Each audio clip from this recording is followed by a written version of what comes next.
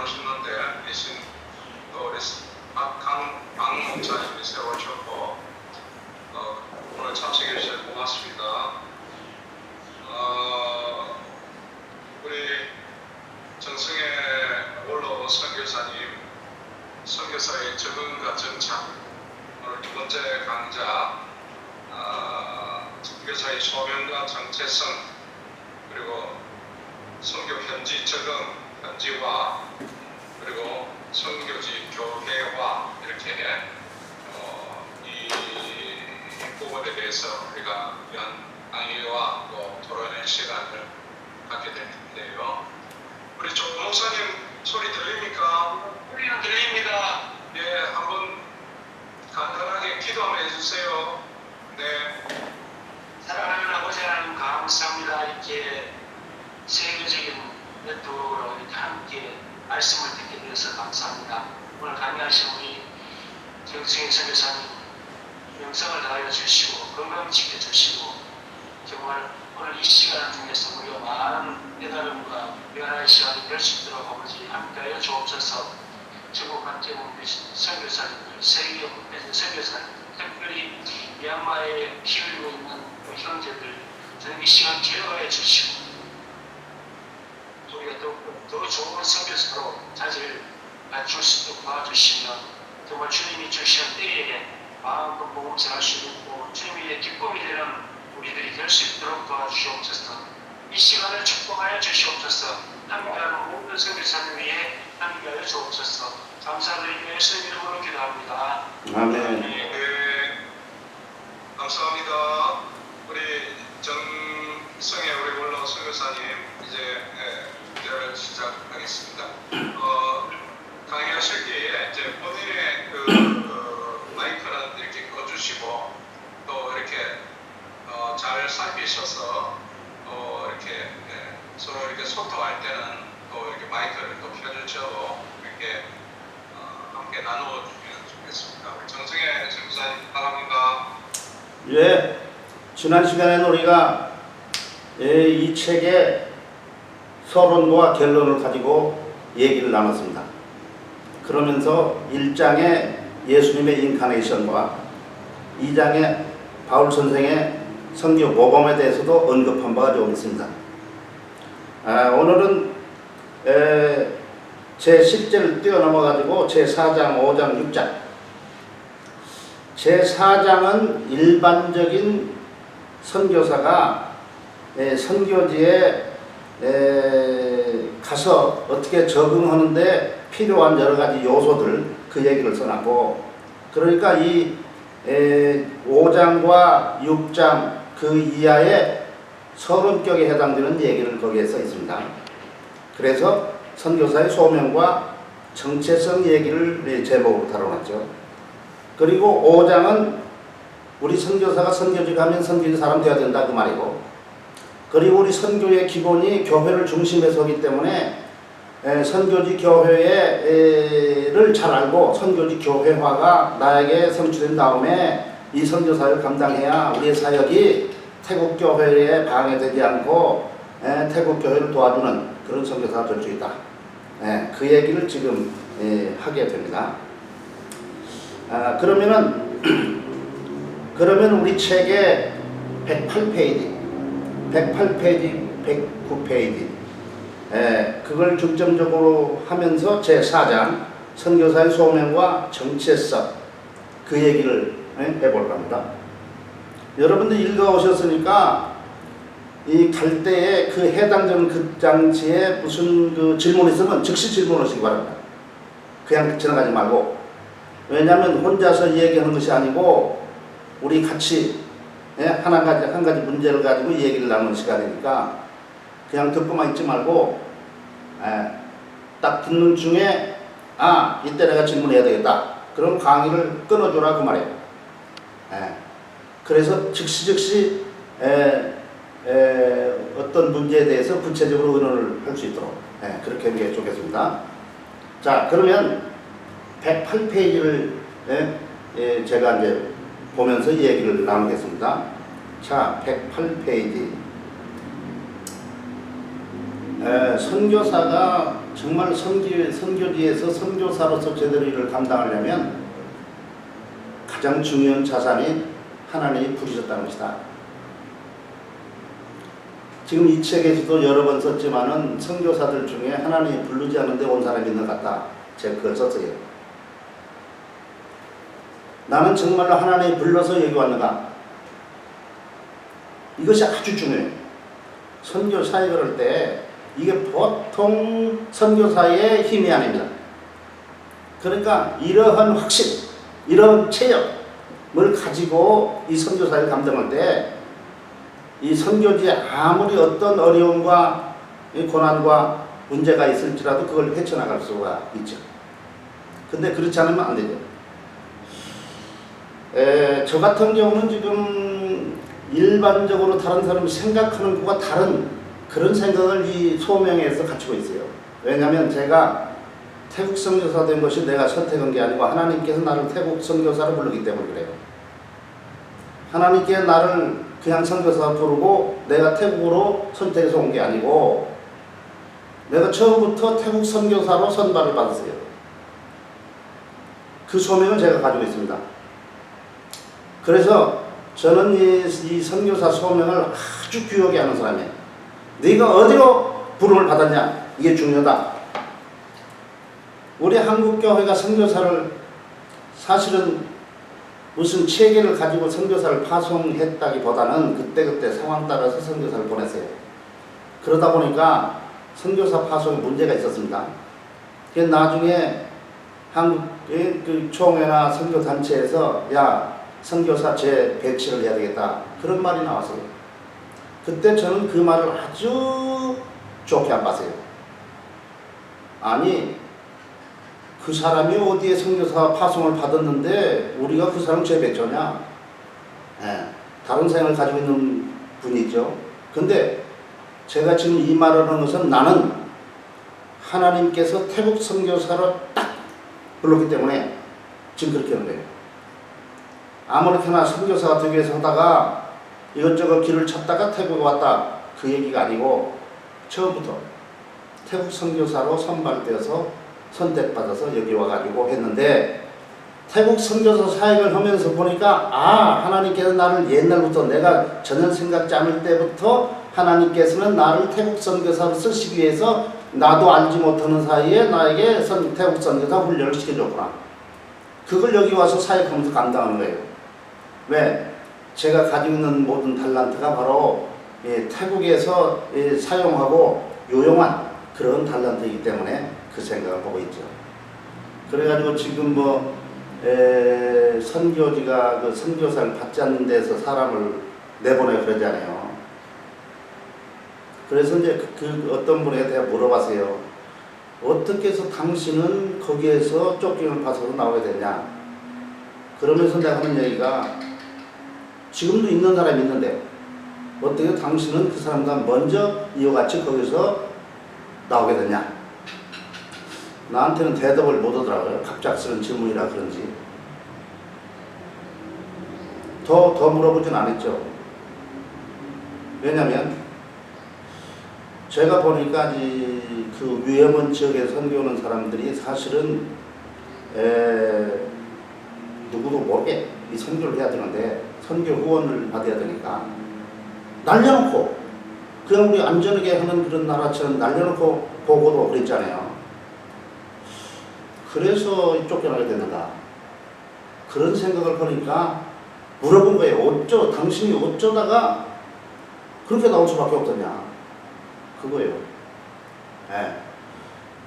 자기가 쫓겨나지 않고 자기가 온 사람 나온 사람도 있고 그런 걸 난 봤는데 어쨌든 그래서 하나님께서 중국이면 중국으로 정말로 보냈으면 죽을 때까지 볼 수 있는 그런 길을 찾아야죠. 제가 옛날 이 책에서 다른 책에 썼는지 어떤 선교사가 죽자 살자 노력을 하지 않고 나한테 와가지고 그 나라 어디 있을 것 같은데 내가 태국으로 오면 안 되냐? 그 사람이 우리 후배였어요. 그러니까 나이는 많더라고 조금. 내가 나이를 생각지 않고 내 밑에서 충성을 다하겠다. 그러니 태국으로 오게 해달라 그러더라고요. 근데 내가 아까도 말한 것처럼 내가 가지고 있는 선교사 그 소명, 그 비전은 하나님께서 당신을 그 나라로 불렀으면 하나님께서 길을 열어줄 텐데 그걸 너무나 쉽게 당신이 그걸 갖다 변동을 나오는 거 아니냐 그렇게 말했어요. 그러면서 혹시 모르니까 그럼 당신이 간 다음에 전혀 길이 없다. 그러면 그때 저 밑으로 이제 들어오면서 뭡니까 라콘시 타마라 에 들려서 텅무한 목사님 만나고 그렇게 오라고 그렇게 했어요. 그때 기분이 그냥 아주 찢어지게 안 좋은 거예요. 이 새끼 말이야 이거 지가 쌓여놓으면 주는 거 비자를 갖다 안 주고 헛소리를 했다고 자기 속으로 그런 거예요. 그런 것은 내 신앙과 그 사람이 안 맞기 때문에 사실은 그랬는데 그렇게 그냥 속에서 도끼가 나가지고 와가지고 길을 찾아보니까 길이 열렸어. 중국어과 그 과에 입학을 해서 비자를 획득하게 돼가지고 계속 거기에서 사역을 못 죽었어요. 우리 총회성교사인데 그걸 보면서 하나님께서 나를 어디로 불러다 이 소명을 확실히 가져라. 그 얘기를 했죠. 여기에 제가 세 가지를 써놨어요. 이 문제를 얘기하면서 첫째는 선교사의 소명은 선교 자격. 소명 그것이 선교사의 자격증이다 그 말이고. 두 번째는 선교사의 정체성. 앞으로 말할 겁니다. 정체성. 내가 누굽니까? 태국 한국 사람이죠. 한국교회 파송이죠. 한국 믿음과 한국의 신앙을 가지고 있죠. 다른 생각 안 하면 안 돼. 지난 시간에 양 목사님이 이 문제에 대해 얘기를 좀 했어요. 근데 내가 한국 사람이기 때문에 태국 선교사가 된 겁니다. 우리 한국 교회가 태국 교회에 필요하니까 내가 태국 사람이 된 것입니다. 태국 선교사가 된 것입니다. 그러니까 이 중요한 이거 우리 나의 본전이래. 본전. 한국에서 왔으니까 본전 안에 이 본전을 잘 지켜라. 예수님께서 신격을 신성을 잘 지킨 것처럼 이거 지켜야 된다. 그 얘기를 여기다 지금 써놓은 것입니다. 그러니까 내가 선교지 현지화가 되는데도 내 본전을 버리면 내가 버리는 거다 그래요. 내 것은 내 그대로 간직하고 그리고 내가 또 태국 사람이 돼야 되죠.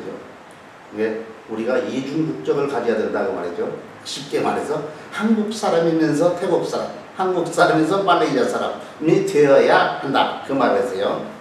그 다음에 세 번째는 선교지 현지화가 되는 것이 바로 선교 방법이다 그래요. 그 왜 그렇습니까? 내가 태국 사람이 되지 않으면 절대 태국 선교사를 못합니다. 그러면 어떤 것이 태국 사람이 된 거냐? 태국에 오래 태국밥 먹고 있으면 되는 거냐? 그 얘기를 오늘 하게 될 것이죠. 현지화, 그 다음에 교회화.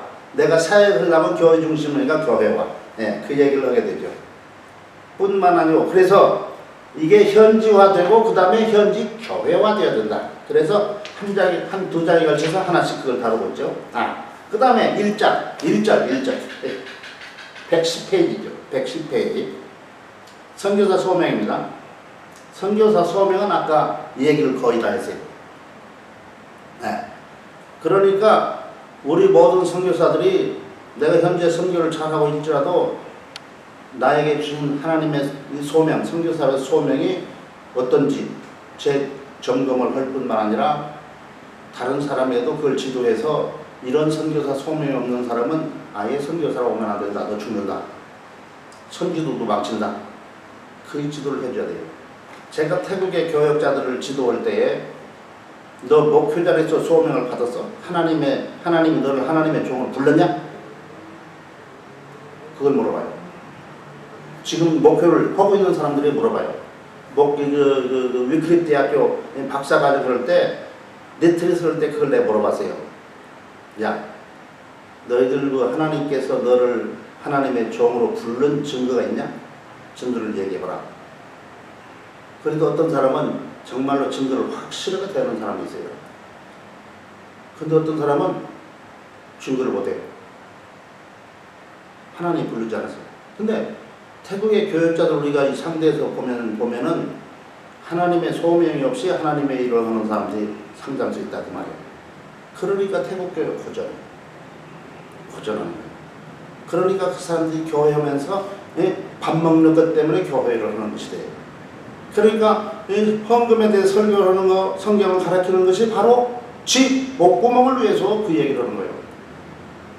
나는 그 사람이 설교 가르치는 걸 딱 보면 알죠.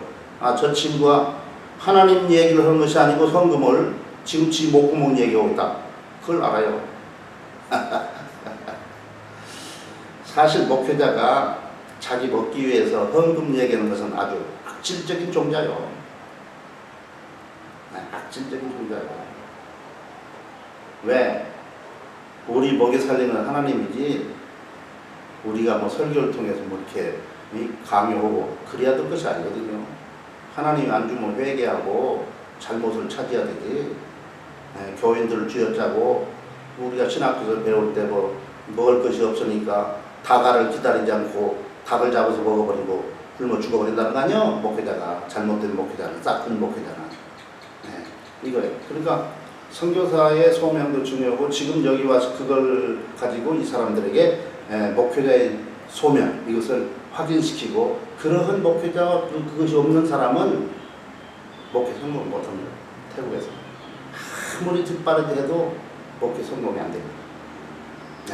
그러니까 그 사람들 신세만 생각할 게 아니고 내 신세를 생각하면 나의 선교사 소명이 어쩐다.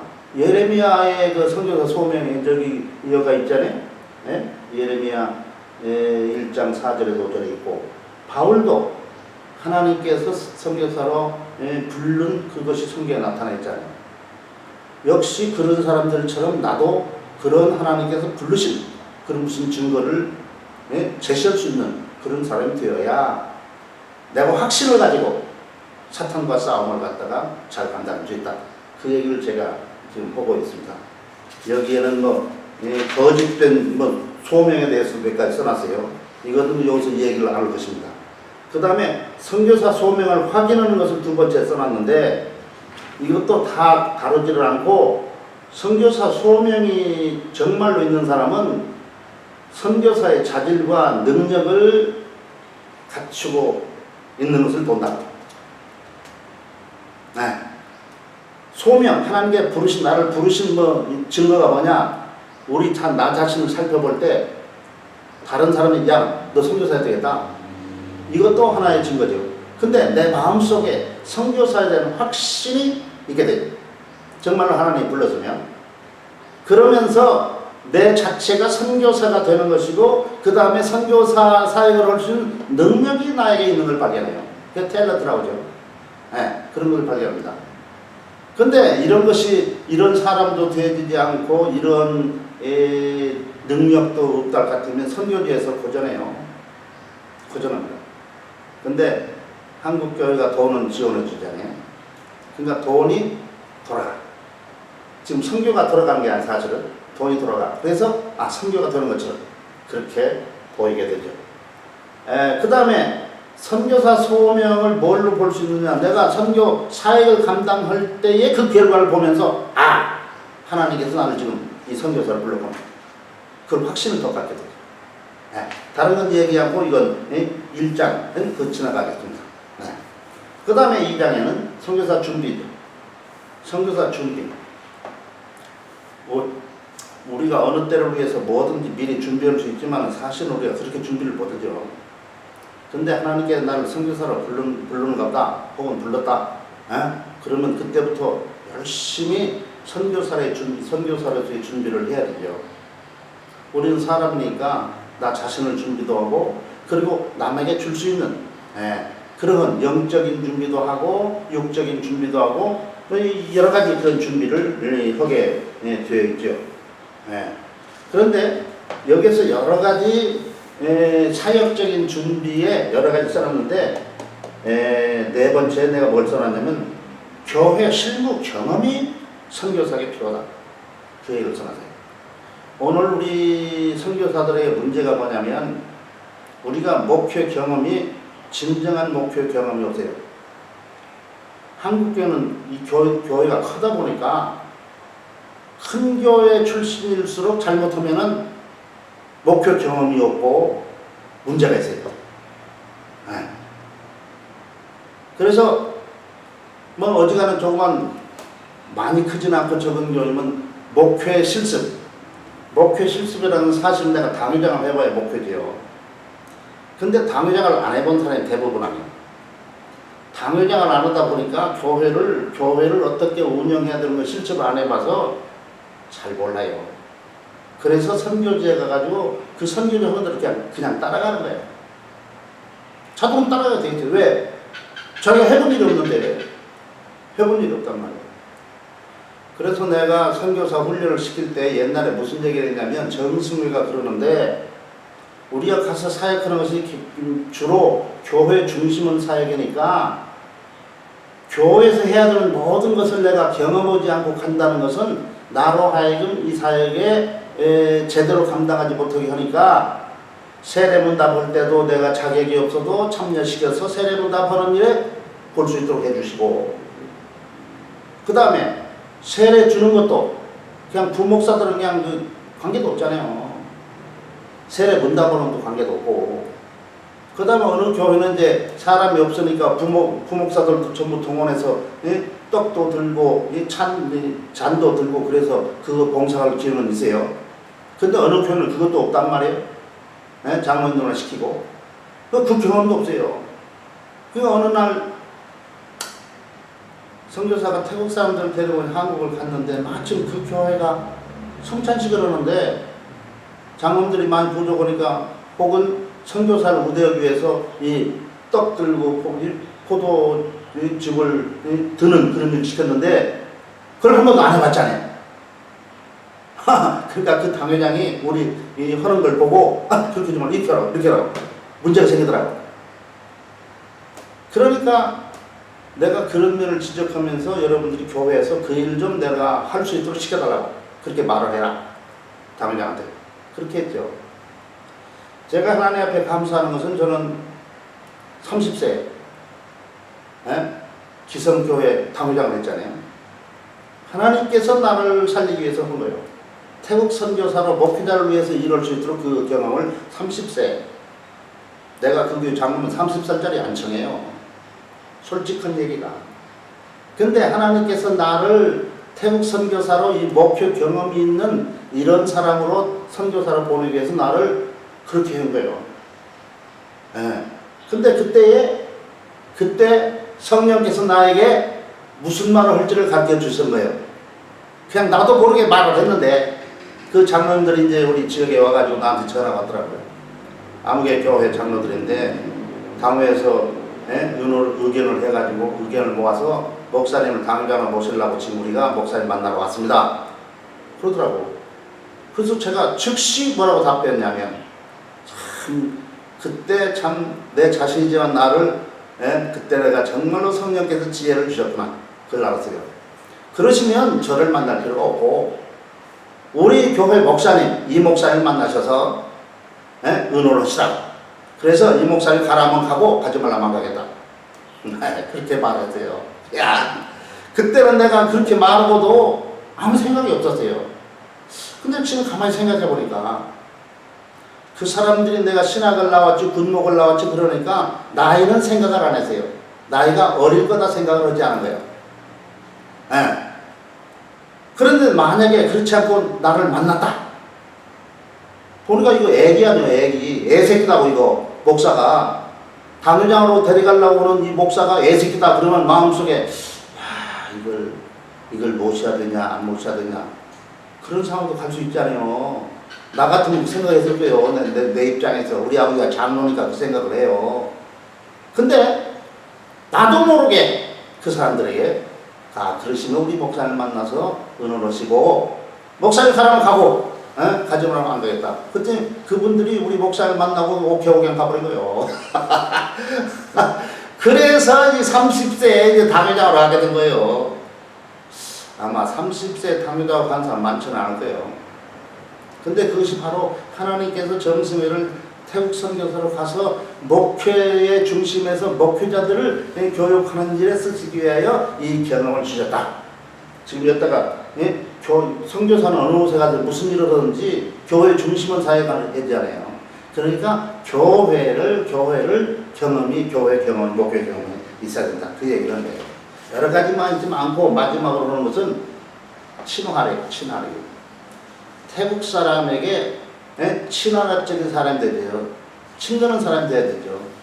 나도 친근할 뿐만 저쪽에서도 나를 친근하게 보여야 되죠. 우리가 사람을 대할 때 주는 것 없이 보기 싫은 사람이잖아요. 난 주는 것 없이 보기 싫은 사람이 있어가지고 내가 잠자리 하면 안 된다. 그런 생각을 항상 하는 사람이에요. 왜? 난 좋게 보이는 사람도 있고 개떡 같은 사람도 있단 말이에요. 그러니까 야 이거 개떡 같은 사람도 포용해야 되는데 이거 내가 그걸 할 수 있을까? 그것 때문에 나는 그런 잠자리하면 안 될 사람이다. 지금 그 생각을 계속 해봐요. 계속 해오고 있습니다. 네. 자, 세 번째입니다. 그러면 한국 사람과 한국의 기독교인의 정체성을 간수해야 된다. 이건 예수님의 인카네이션과 직접 관계가 되는 얘기예요. 그 빗대서는 얘기입니다. 예수께서 만약에 사람만이었다면 우리 구세주가 못 되잖아요. 사람으로서는 우리를 구원할 구세주가 없으니까 하나님 오셨는데, 근데 하나님의 그런 신분으로 하나님의 모습으로 우리 오면 우리는 다 도망가죠. 하나님과 죄인은 같이 갈 수 없으니까. 근데 하나님께서 우리 같은 사람으로 오셨잖아요. 근데 사람으로 왔지만 우리와 다른 사람이에요. 예수께서는 완전한 사람, 우리는 죄인이에요. 그러니까 예수님의 생명을 내가 받지 않으면 절대 내가 산 사람이 될 수가 없어요. 그러니까 여기 와서도 사람이었는데 하나님을 버리지 않았어요. 하나님을 잘 간수했습니다. 하나님을 잘 간수했어요. 그리고 사람이 돼서 우리를 살려내는 일을 잘 마치고 그 일이 끝나니까 자기가 온 길로 갔죠. 우리도 선교사를 마치면 근본적으로 우리 고향으로 국가로 돌아갑니다. 요새는 돌아가지 않는 사람 많죠. 그것은 이제 다음 시간에 할 텐데 그때 한국교회를 욕을 많이 지금 하게 되죠. 지금 욕을 많이 써놨으니까. 왜?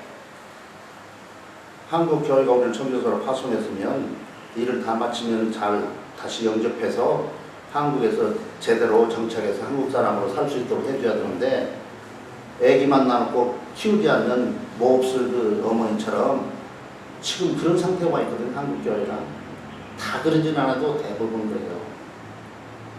그래서 우리 선교사들 중에는 한국에 갈 수가 없으니까 선교지에 계속 죽을 때까지 있겠다. 그런 사람들 많아요. 우리 한국에 온 선교사들이 한국에서 죽은 사람 많이 있죠. 그런 신앙 때문에 여기에서 죽겠다 하는 것이 아니고 한국에 갈 수가 없어서 여기서 죽겠다. 그래서 여기에 무덤을 파고 있어요. 우리 저 신홍식 목사님도 안 가실 것이고, 김정은 목사님도 안 가요. 근데 나는 여기에 있을 마음은 없어요. 어쨌든 떠나야 되겠다. 근데 그대로 될런지는 이제 두고 봐야 돼요. 하나님은 그 말한 대로 되지만은 사람 말한 대로 안 되잖아요. 그런데 제일 멤받은 데가 여기지만은 그러나 내가 여기에서 계속 이렇게 있는 건 안 된다. 그런 생각에서 한 80세쯤이면 그만둬야 되는가 지금 그러고 있는데 내가 80세 그래도 하나님께서 아니 80세가 아니고 79세다 그러면 떠나야 된다. 그리고 내가 80세 그래도 아니 좀 더 있어. 여기서 문구적 그리고라도 있어라. 옛날에 저쪽 대만에 있는 우리 총회 선교사가 일이 천연안 돼가지고 파송교회 여기 일 못하겠습니다. 한국 돌아가겠습니다. 그러니까 한국교회는 선교사를 선교사가 돌아가면 선교에 박주면 장애를 일으키잖아요. 그러니까 당연히 아니 일 안 해도 좋으니까 그냥 거기에 눌러 앉아있어. 이렇게 말했대요. 그 한국교회가 우리가 파송한 선교사가 실패로 돌아오면 그 대매주는 보통 많은 게 아니잖아요. 그러니까 일 안 해도 되니까 거기서 이렇게 말했다고 말이에요. 자, 어쨌든 우리는 이제 우리가 태국의 선교사 어느 나라 선교된 것은 내가 한국 사람이라는 거 이거 중요해요. 예. 한국 문화를 한국 사람을 다 심으려고 하는 건 아니에요. 근데 내 자신을 지킨다는 거야. 내 본전. 내 본전은 한국 사람이야. 미국에 가서 이민 간 사람들, 옛날에 이민 간 사람들이 내가 한국 떠났으니까 이제는 한국 필요 없다. 그냥 이름도 갈아버리고 한국말 배울 것도 없고 영어만 쓰자. 그 애들들이 전부 한국말 못 하는 애들이 있어요. 지금은 그거 안 치워. 모두가 한국말 못 하면 병신 취급받아요. 예. 본전이 어디냐? 그걸 물어보지 않는 그 사람들이. 한국이다 왜 한국말 못해요? 이렇게 들어요. 우리 애들이 태국 교회를 하다가 이제 가니까 태국말 잘하잖아요. 읽기도 하고 쓰기도 하고, 예? 뭐 다 태국말 잘해. 우리보다 태국말 잘하니까 미국에서 태국 교회를 갔더니 태국 사람들이 놀라는 거예요. 저 애들들은 태국말 못해요. 우리 한국 사람들처럼 이거 태국말 관심 안 가지고 그냥 영어로만 하니까 못해. 근데 우리 아들 한국 사람 이 녀석은 태국말을 잘하거든. 예. 그러니까 다 욕심을 내더라고. 예. 근데 지금 미국에 있는 한국 사람들도 이제 머리가 그렇게 깼어요. 그래서 그 사람들이 한국말을 무시를 해요. 현재. 네, 그래서 앞으로는 이제 그런 사태가 벌어지지는 않을까 싶어입니다. 어쨌든 우리가 한국 사람이기 때문에 태국 선교사가 됐다는 거예요. 한국의 교회 때문에 내가 태국 선교사가 된 것이에요. 네, 한국의 신앙 때문에 됐다는 것입니다. 그러니까 이것을 갖다 버리면 안 된다. 이걸 갖다가 태국으로 하여금 한국화 시킨다. 그 얘기는 전혀 다른 얘기예요. 지난 시간에 양 목사님 그걸 좀 오해를 해가지고 그걸 물어봤어요. 근데 가지고 있지만 이걸로 그 사람들 한국화 시키는 건 아니에요. 내 자신을 지켜라고 말해요. 그리고 태국 사람이 되어야 예수님이 인카네이션을 하셔서 구속사역을 한 것처럼 우리도 한국 것을 잘 지키고 이 사람들을 함으로 그렇게 하는 거다. 그 얘기를 하는 것 뿐입니다. 자, 네 번째죠. 한국적인 신앙의 유지. 한국 신앙이죠. 한국 신앙. 자, 우리가 태국에 와보니까 한국 신앙이 참 자랑스러운 신앙입니다. 자랑스러워. 이 강 목사님 저기 정원태 교수한테 배워봤어요? 강유진 목사님. 됐어요? 그 정원태 목사님이 그 강의를 할 때 내가 들어봤더니 뭔 얘기를 했냐면 자기가 총신에서 이 조직신앙을 배운 다음에 미국 가서 유학을 했잖아요. 컨콜디아에서 유학했는데 자기의 조직신학을 그 실력을 딱 교수가 보더니 당신이 어디에서 조직신학 배우냐고 그래요. 어디에서 조직신학 배우냐 그래. 그래서 야 우리 한국에서 배운 조직신학이 이렇게 칭찬을 받을 줄 몰랐다. 그 얘기를 하더라고요.